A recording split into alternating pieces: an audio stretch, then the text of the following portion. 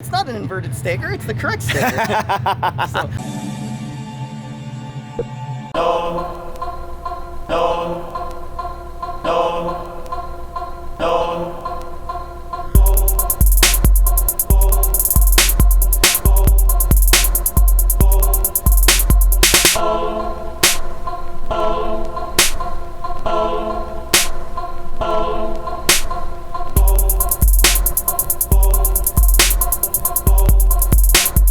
Hey, we're here at Road Atlanta. The crew are doing a crew view with Falcon. I'm here with AutoCon Events, but what else is going on is Global Time Attack. Super excited, super close to my heart. I gotta tell you, there's 4 major tracks in Global Time Attack, overall Time Attack. There is here at Road Atlanta, there's of course Buttonwillow Raceway Park, there is also the scuba circuit, and Ian Baker has been doing it at Eastern Creek Raceway with the World Time Attack Challenge. But there's one car that's run 3 of those tracks and set records at 2 of those tracks, and I don't even know how to tell you what this car is because it's not a typical car, which is what calls for this. It's a celebration because this car just set a record here at Road Atlanta. It just set a record at Buttonwillow Raceway Park. It's a Honda, but it's not an NSX. It's a Civic, and here's the guy who did it. I'm William O. Young. I'm here with the Vibrant Performance PZ Tuning Civic and the Vibrant Performance PZ Tuning RSX. First came here in 2014 for Global Time Attack with this RSX, and we were able to break the limited front-wheel drive record at that time. Since then, we've been campaigning a 2012 Civic Si. We've been very fortunate to have a bunch of partners involved in our program, including Vibrant Performance, Competition Clutch, Borg Warner, Hoosier Tires, Fortune Auto with our suspension, and countless numbers of supporters that have been backing our program. So we're very lucky for that. We came here this weekend with the goal of trying to reset the overall time attack record, and we were able to achieve that in our second run yesterday. I want to say I thought it was a 119.509. Oh, yes, it was a, what was it? 119.509. 119.5. Don't shave those. Don't shave those 2 tenths, man. Let's talk about that for a minute. The previous time here was I want to say it was a 120.7. So you took like more than a second off from Jeff Westphal in the GST Motorsports Impreza, which is a huge feat. That's an all-wheel drive car. It's one of the biggest beasts in Time Attack. Jeff Westphal right now, I guess this weekend, he's running at a little race called the 24 Hours of Nürburgring. Yeah, so, absolutely. like, how are you doing this, Will? Like, with the front-wheel drive, with the Civic, you're a fabricator, you own PZ Tuning, .0 Tuning. Yes, sir. Up from Waterloo, Canada. You build the car, you drive the car, you tune the car. Yep. I mean, how are you doing that? Oh, you have a tuner, that's right. Yeah, I don't tune the car. Sasha and Nice from On Point That's Dyno right. tunes the car. But we're a very small shop, located obviously in Waterloo, Ontario, Canada. And we're just passionate about this sport. What Jason Dienhart's allowed us to do and given us the platform to be able to build and try new ideas. We have tons of new ideas that we implement in our cars, from the shark fin in 2014 in the RSX all the way to some trick aerodynamic ideas we have in this car. But above and beyond that, I think, like, I'm not a professional race car driver, but I definitely have grown with the sport and grown with the program to, you know, improve my driving ability and make the most out of these cars. That's definitely an area where, you know, it's a constant development. I constantly work on my driving skill and try and get as much seat time as possible now, and it's definitely improved a lot. Yeah, so you took more than a second off Westfall's time. You also crushed a little-known driver named Billy Johnson in the FXMD NSX, where you took 0.2 of a second off the Buttonwillow record. I want to say it's sitting at like a 137, 308. Yep. Yeah, which that's insane too. So you're at World Time Attack at Eastern Creek Raceway. You were 8 seconds off Tim Slade's time and 2 seconds off Rob Nguyen in the front-wheel drive record. Yes. Do you think you're going to go back, and you have anything for them? Yeah, we plan to go back, and honestly, the development over this winter after we came back from World Time Attack has probably already bridged that gap. We learned a lot of lessons while we were at that event, many good ones that has allowed us to carry it into this year. I have my trophy here if you want to see it. I do. Let's see the trophy. There it is. Oh, Ian Baker. Look at that. And now you say you think you've got something for that 8-second gap Tim Slade, Andrew Brilliant, the Hammerhead S13. I don't think we'll be in MCA territory. The pro class cars are exceptionally fast. The development that they have in them, the amount of years of development. Tim Slade's obviously a full-time professional driver. That program is insane. But definitely in the Pro-Am class, that's what we're gunning for this year, is to try and get in that class, try and reset the front wheel drive record. Those are our definite goals. It really is a next level in terms of competitive, in terms of builds. Yeah, when you're talking about that, definitely World Time Attack, the guys came out of nowhere and now they're the top tier cars. Absolutely. Even arguably more than Japan at the Scuba circuit? I would say if they brought some of the top teams, they'd be right up there with Under Suzuki, battling it out for that top spot. Well, Under's a really good driver at Tsukuba, just based on experience, and there's no doubt he'll bring a home court advantage to the table where, we'd love to go to Japan, but just like us going to Sydney Motorsports Park last year, the learning curve was huge and steep. We didn't go prior to the event and test at that event. So literally my first time on the track was there was a lapping day previous to the practice day, and that was my first time ever on the track. And I want to say something that I heard about your record from no less than Mike Warfield's Facebook page. It was so cool to see him congratulate you for actually taking his record, which is what him and Westfall set here. And you also had him out with your team last year at Eastern Creek. How was it working with essentially the competition? Well, and again, like I was explaining before, I've kind of grown up and really developed in the sport. And Mike's actually been a really helping hand to me, helping me develop, and amazingly, he gives me input on my car and helps me develop. And I've had lots of great partners, including Sasha Nisi. Yesterday as we're going each session at Buttonwheel after each session, he's remote logged in from Canada, tuning my car, changing little settings, giving me driving notes. I'm sorry, I thought you said he's remote logged in. Yes, remote logged in. So that's the future of tuning right there, Well, it's accessibility, but he's so good with the Motec systems, and it's actually been instrumental in our development of this car, getting it to that next level. Having that M130, having the C125 dash has really expanded our ability to use this car. It's always been a really fast car, but it's really hard to put together a great package with just raw components. And I would say the Motec did a really good job of tying in many components and making full use of them. Yeah, you're on an M130 now, I believe. Yep. You were on a Honda K-Pro before, correct? Correct. So you think the switch to the Motec really helped? So the Motec, we now have the drive-by-wire integrated right into the paddle shift. So it's really changed the way I operated. Like when I was at World Time Attack, we had the Motec in, but we didn't have the drive-by-wire. We didn't have the paddle shift setup. We also put in a PE racing pedal setup.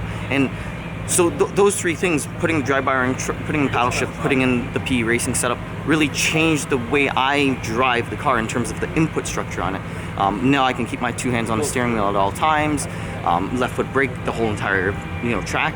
So it takes that capability of me and really lets me focus on the line, focus on driving. So it doesn't seem like much, but when you have 800 plus horsepower and cornering at well over 2 Gs. I'm sorry, I thought you said well over 2 Gs. Again, I don't have a prototype racing background, so I'm not going from something really fast to a little bit slower. Every time I go out, it's the fastest car I've ever driven. So there's a huge learning curve, and just getting accustomed to the speed and accustomed to coming down turn 12. It's fast. It's pretty incredible how fast this car is. This is a very scary track. It's a very scary track to go fast on.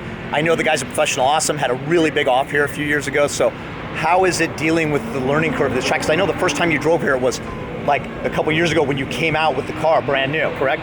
So 2014, like I said, I took the RSX. Now, good thing for technology today, and there's a lot of sim. I've used iRacing, I've used the setup course, and I've gotten a lot of laps under my belt without being at the track. But that being said, you don't feel the G's, you don't see the walls coming at you. And there's no doubt you have to be really confident in your ability, you have to be confident in the car, because when you're coming through 12, if you get a step wrong, there's a wall on left and there's a wall on right within a car's distance. So it's a very high risk track and really challenges the driver. It's not something you can just go and it's one of those tracks that you just don't go and send it. No, but here at Hoonigan, we always go full send. But let me ask you about the car. Why did you switch from a DC5 to, what is this, FG4? Main reason why is the chassis of this car is a substantially better chassis. The Honda did a bunch of revisions in between the RSX to the 8th gen and then right to the 9th gen. And knowing the guys at Compass 360, they were running the World Challenge and the Continental Tires program, so they had kind of kick-started the whole development program on this, and there's like some HPD parts on it, and there's some Compass parts on it that helped us get to a really high level really quickly. So when we debuted this car in 2015, we built this car from a shell to a full race car in just over 3 months. And we debuted it here in 2015, and we were able to win that event. But again, we had wicked partners involved. Like Warner at the time supplied us with an EFR 9174. We were literally the first team with 9174. We came out here, got the win in its debut, and massive thanks to companies like that. I want to ask about the turbo as the GTA first session's going out, and I'm already have my breakfast beer here. But I want to ask about the turbo. The Borg Warner is an internal wastegate, but you're also running a Turbo Smart external, a Turbo Smart additional wastegate, correct? Nope, it actually runs a Turbo Smart actuator on the Borg Warner. This particular setup on this car is still running the 0.92 twin scroll divided turbine housing, but it uses a Turbo Smart dual port wastegate actuator with a Turbo Smart 4-port solenoid. And what that allows us to do is it allows us to have a really wide range of control. And with the internal gate, typically with an internal gate, you have a pretty narrow band of control where you kind of set it for maybe a 5 psi swing. But in this case, we're anywhere from 12 psi all the way up to 25 psi, and we still have control on internal gate. On the RSX, we actually have currently it's an EFR 9174 in there, but it actually is a 105 twin scroll external gated with twin Turbo Smart 45mm external gates. So it's a little bit unique because they're definitely different setups. They're very similar but very different at the same time. But it gives us a lot of experience because we're constantly developing. I always have ideas. And I love learning. That's the one thing about me. I'm never going to stop learning, especially in this world. Like I love time attack because of that. I've expanded my horizons a million times beyond. Well, we got into the car a little bit. I want to get into the aero because most people have Andrew Brilliant do their aero, but you've taken a bit of a different take. So what are you doing with... It's homebrew. I know that. So we built, manufactured, designed everything in-house. It was 2016, I believe, started our carbon fiber progress and kind of went in right into the deep end and started to do everything we possibly could. And the splitter is a custom designed splitter. Going into World Time Attack this year, we are working with Scott Eaton from Aero Designs. He is going to take our package and give us refinements and give us areas where we can work on. What do you have in terms of like the under tray? Like everyone's doing tunnels and everything. What are you doing under the under tray? So it's got a flat bottom. There is a double diffuser system on it, aka a tunnel in this car. And it is a unique thing that we've done on this car. Like it's my idea. It's an original idea that we basically designed. We actually CFD'd in-house, kind of rudimentary CFD, but it was something that really made sense in a front-wheel drive car, and it's been great. I think it's part of the reason why the car is so fast and so easy to put the power down with. Okay, we talked about the aero. We touched a little bit on the turbos, but I want to see the engine because the engine is K24? K24A2. TSX bottom end, CTR head. Yeah, so an RSP head. It is sleeved with LA sleeves. It has CP pistons in it. Oh. Secret opening style there. Oh. Damn, homie. Oh my goodness. LA sleeve box, CP pistons, flying car rods, flying car cams, rings retainers, pneumatic head gasket. We use King racing bearings, XP bearings. This one has actually got the XPC bearings on them, which is the new coated bearings. They've been phenomenal. We've had some serious pressure drops at like World Time Attack, for example, and we pulled out the bearings thinking they would be garbage, and they were like almost new. got Vibrant Performance HE clamps on all connection areas, Vibrant Performance intercooler, a Ron Davis rad. Transmission is a quite sequential 5-speed. Oh, that's new, correct? Because you were running a standard box with the M Factory internals back a while back. That would have been a few years back. Since Super Lap Battle in 2016, we've had so we were able to set the record at Super Lap in 2016 because of it. Because I was going to ask, the weak point on these cars is normally the transmission. Transmissions. In fact, we popped the gear in that one yesterday. And was it what gear? Second? It was second. Yeah. So, how did I know that? How did I know that? But we had a spare, so we got it in there, and it's back to running right now. And we're going to watch how the competition is today and do what we need to keep in front, hopefully. How much horsepower are we looking at here? The max it's ever dynoed at is 860. Yesterday we didn't run full power though. We ran 25 psi on it, which was probably around the 800 wheel horse range. I'm sorry, you said you did not run full power because so many people in Time Attack try to put power and then chase it with downforce and then offset it with power. You're not doing that. Why is that? Well, two reasons why. First is until we reach a limitation where my driving ability is basically maxed out, that's my number one thing that I always work on, is just maximizing my ability with the car on the track. Trying to hit my points right, trying to get the maximum, trying not to overbrake the corner, but also carry as much momentum into the corner. A lot of people would be surprised, but they think high horsepower. I drive this car like a momentum car. I try and get easy in the brakes into a transition zone into the steering, and I would say that's definitely a secret. Like when you watch my in-car videos, I don't like drama. I love the car being settled, and I love putting maximum G's down at all times. Just try and keep that G circle nice and wide, nice and big. Now, when you say that, you don't like drama. Most front-wheel drive Time Attack cars, there's a lot of drama going on because you're driving the car with the same wheels that you're steering the car with. There's no drama in this car. It's incredible. It is so balanced, so dialed in that there's no words to actually describe it. Like it is literally, it just eggs you on to drive faster and faster and faster. Oh my God! As much as I want to keep looking at the engine, let's get inside. Yes, sir. Show me your office. So now, this is like a truly family build. I heard your son Matthew painted the cage, is that correct? Yes. So it's being pretty incredible because we are all involved. My daughters sometimes come out to events. When we came 2 weeks ago to drop off the RSX because I only have a single car trailer and I brought 2 cars here, so I had to bring one car at a time. And my good friends at Evolved Tuning, Involved Injection, they stored the car for me. All my crew were busy either working or doing something, so I had dragged my oldest daughter to drive down with me to Atlanta and drop off the car. So that's how you get the 2 cars down. You do one and then all the way back up to Waterloo and then back down to Road Atlanta. Yeah. That was some dedication on our side. Show me what's happening in here. Get in there and show us what's happening inside the car. So right off the bat here, obviously from the outset you can see the Sparco circuit seat, Sparco carbon wheel. This thing's mega. I love it. My favorite thing that, I don't know if you've ever felt one outside, it's phenomenal. It's like so light and it's so strong. And there's the paddle shifters. Yeah, so that's a Geartronics paddle shifter set right there.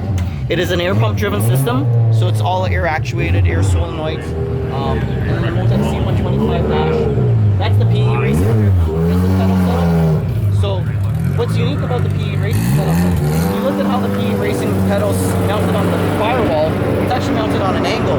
And Daryl actually designed the pedal set so it's got a very flexible mounting system, so it can mount in many unibody cars. Ah, that's super cool. It's got a remote bias on it, so I can easily change front to rear brake bias as I'm driving. Are you changing that during a session? I tend not to. If I can find a happy balance, my life's really good. Let's take a look at your wheel and tire setup. This is a very big point.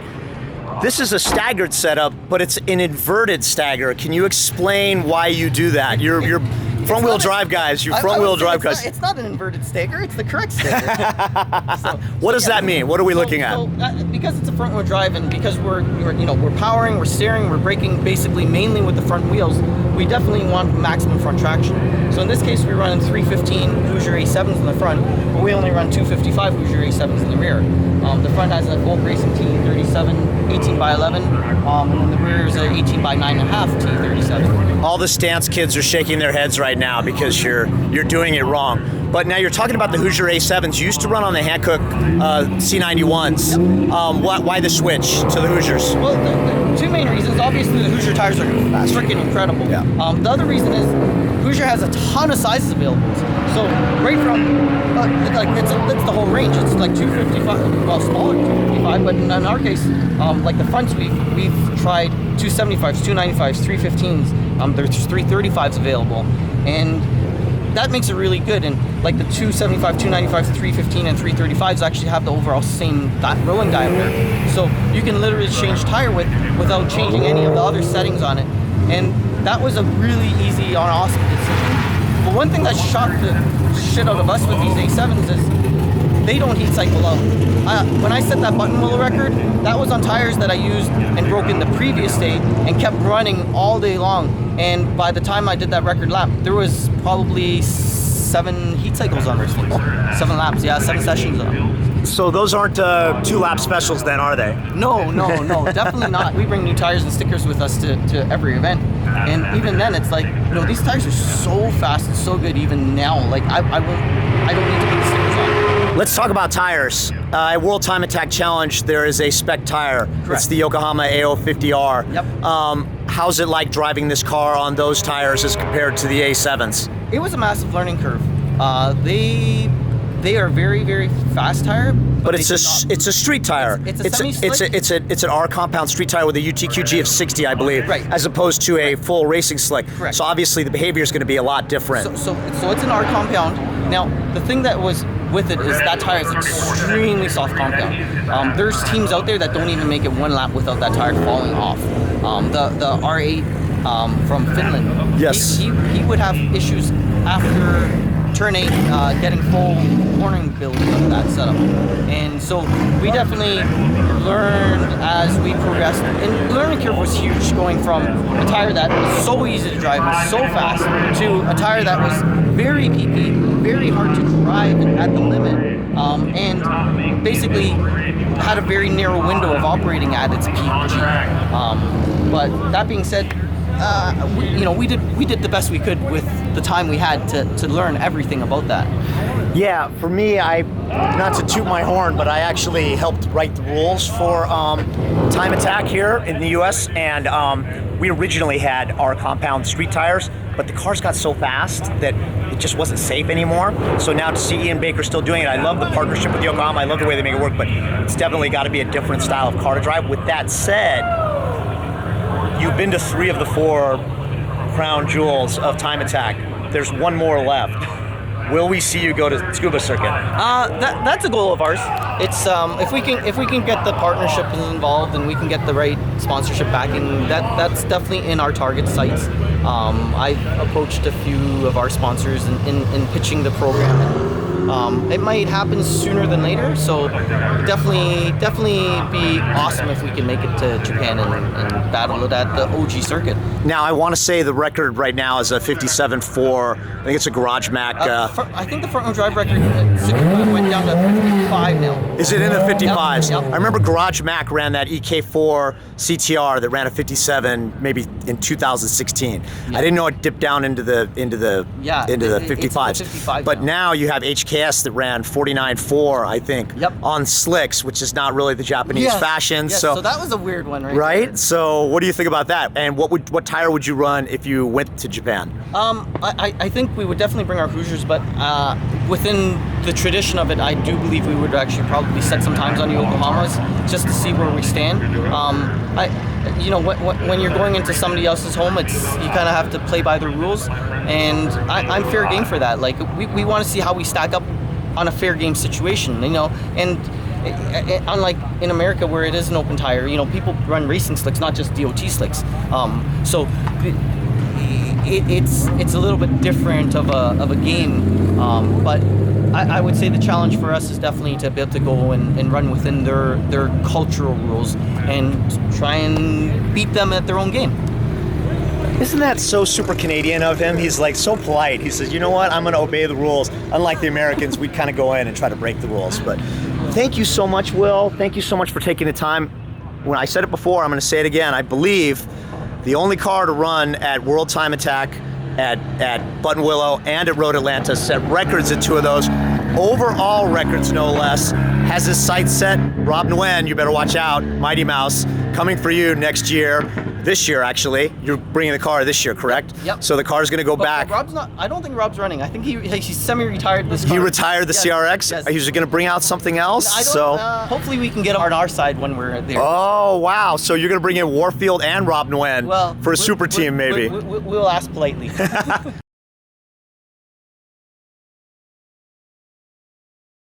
Of course, again, being so Canadian of you.